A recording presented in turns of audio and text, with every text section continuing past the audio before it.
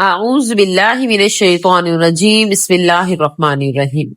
السلام علیکم، امید ہے کہ آپ سب خیریت سے ہوں گے۔ اللہ تبارک و تعالی آپ سب کو ہمیشہ خوش رکھے، آباد رکھے۔ میری بہنوں اور بھائیوں، آج اس دنیا میں 6 ارب کے قریب انسان موجود ہیں، جن میں سے 1.25 ارب مسلمان ہیں، 5.25 ارب کافر ہیں۔ ان 1.25 ارب مسلمانوں کے بارے میں اہل علم نے تحقیق کی تو معلوم ہوا کہ ان میں 15 سے 50% یا 20% سے زائد بے نمازی ہیں۔ ان فیصد نمازیوں میں سے کتنی سنت کے مطابق نماز پڑھتے ہیں، ان کا اندازہ آپ خود لگائیں۔ میری بہنوں اور بھائیوں، اب یہ کتنی فکر کی بات ہے کہ اربوں انسان کفر میں زندگی گزار رہے ہیں۔ ان کا آخرت میں کیا بنے گا؟ ایک بات تو طے شدہ ہے، وہ یہ کہ اگر تمام انبیاء بھی مل کر کسی کافر کو جہنم کی آگ سے بچانا چاہیں تو بچا نہیں سکتے۔ آج ہمیں وہ امت کی فکر نہیں ہونی چاہیے تھی۔ کسی جوان بیٹے کی لاش گھر میں رکھی ہوئی ہو تو کیا وہ کاروبار پر جائے گا؟ کیونکہ اس کو ایک غم لگا ہوا ہو۔ ایسے ہی ہمیں امت کا غم لگ جائے کہ روزانہ ہزاروں آدمی بغیر کلمہ پڑھے دنیا سے جا رہے ہیں۔ ان کو جہنم کی آگ سے بچانا ہماری ذمہ داری ہے۔ ہم کاروبار کی نفی نہیں کر رہے، بلکہ کاروبار کو مقصد بنانے کی نفی کر رہے ہیں۔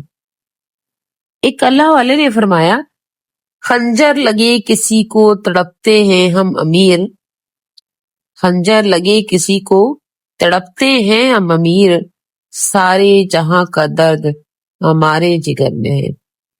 فرمائیں یہ شعر بھی ہمیں تبلیغ میں نکل کر سمجھ میں آئے گا، جب اللہ کے راستے میں نکلیں گے، دعوت کے لیے دین پر دعوت کریں گے، بلائیں گے لوگوں کو دین پر، تو دنیا کی کسی بھی کونے میں اگر کوئی شخص کفر میں مر رہا ہے یا نماز نہیں پڑھتا تو ہمارے سینے میں ایک درد اٹھے۔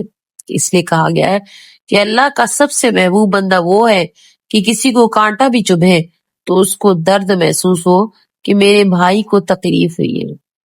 میرے دوستوں، میرے بہنوں بھائیوں، ہم میں سے جو جتنی قربانی دے گا، جتنی تبلیغ کے لیے کام کرے گا، وہ شخص اتنا ہی اللہ کا محبوب ہوگا۔ اسی قربانی پر اعمال صالح کا کھاتا چلتا کھلتا پھرتا رہے گا۔ اس لیے کہا گیا ہے، بنیاد کا پتھر زیر زمین دفن ہوتا ہے، پھر اس کی قربانی پر عمارت کھڑی ہو جاتی ہے۔ چند دانے زمین میں دفن ہو کر قربانی دیتے ہیں تو لاکھوں دانے وجود میں آتے ہیں۔ ہم قربانی دیں گے، بیوی بچوں کو، گھر بار کو اللہ کی محبت میں دین کو پھیلانے کے لیے چھوڑیں گے، یہ دین کی خاطر دین پر عمل کریں گے، لوگوں کو دعوت دیں گے، گھر والوں کو بھی دعوت کریں گے، گھر والوں کو بھی اس پر عمل کرنے کی توفیق دیں، تو انشاءاللہ ہماری قربانی سے کتنے لوگ جہنم کی آگ سے بچ جائیں گے۔ میرے دوستوں، بہنوں اور بھائیوں، یہ امت اپنے لیے نہیں بھیجی گئی بلکہ پرائیوں کے لیے بھیجی گئی ہے۔ یہ امت لوگوں کا تعلق اللہ سے جوڑنے کے لیے بھیجی گئی ہے۔ آج امت میں در در پھرنے کا جذبہ ختم ہو گیا۔ آج لوگوں نے، لاکھوں نے، کروڑوں اربوں آدمی کفر کی حالت میں زندگی گزار رہے ہیں۔ لاکھوں نے، کروڑوں آدمی نماز پڑھنے سے محروم ہیں۔ لاکھوں آدمی اعلانیہ گناہ کبیرہ کر رہے ہیں۔ ایسی حالت میں تو ہمیں روٹی بھی اچھی نہیں لگنی چاہیے۔ کتنے انسان شراب پیتے ہوئے، زنا کرتے ہوئے مر گئے، سانپ بچھو کی وادی میں چلے گئے، اس پر ہونا بھی نہیں آیا۔ اللہ نے اپنے حبیب صلی اللہ علیہ وآلہ وسلم کے ذریعے ہمیں جو مقصد زندگی بتایا، آج ہم اس کو چھوڑ بیٹھے ہیں۔ کتنے افسوس کی بات ہے۔ میرے دوستوں، میری بہنوں اور بھائیوں، اللہ تعالیٰ نے ہمیں معاف فرمائے۔ آج ہمارا گھر آباد ہے، دکانیں آباد ہے، پر اللہ تعالیٰ کا گھر بھی آباد ہے۔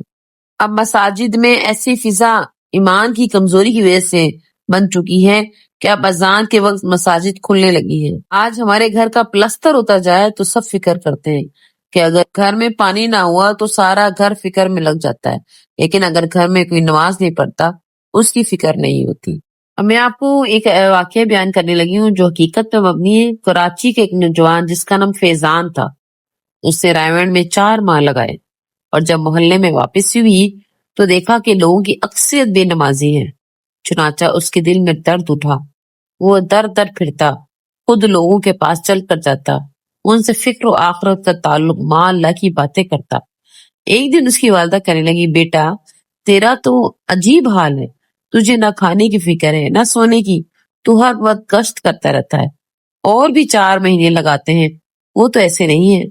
تو اس اللہ کے بندے نے عجیب بات کی، کہا اماں کلاس میں ایک ہی لڑکا فرسٹ آتا ہے، میں یہ چاہتا ہوں کہ رسول اللہ صلی اللہ علیہ وآلہ وسلم کے نزدیک فرسٹ آ جاؤں۔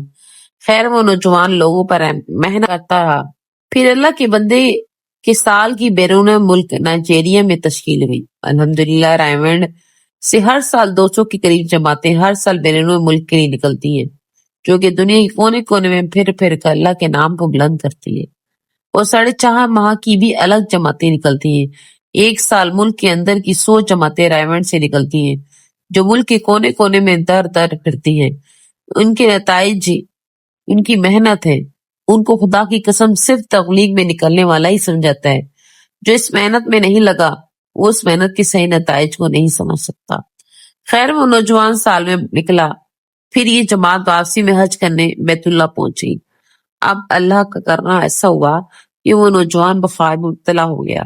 واپسی سے ایک دن پہلے اس کا انتقال ہو گیا۔ اب جماعت کے ساتھیوں کو مشورہ ہوا کہ اس کو کہاں دفن کیا جائے۔ اس کی والدہ کو فون کیا گیا دفن کے سلسلے میں، تو اس کی والدہ کہنے لگی، میں تو اپنے بیٹے کو اللہ کے سپرد کر چکی ہوں، اور جن کا راہوں کا مسافر ہے اسے وہیں دفن کر دو۔ چنانچہ مشورے سے اسے حضرت عبداللہ بن زبیر رضی اللہ تعالی عنہ کے قدموں میں دفن کرتی ہے۔ اللہ تبارک و تعالی ہم سب کو بھی دین کی تبلیغ کرنے کی، دین پر عمل کرنے کی توفیق عطا فرمائے۔ وآخر دعوانا الحمدللہ رب العالمین۔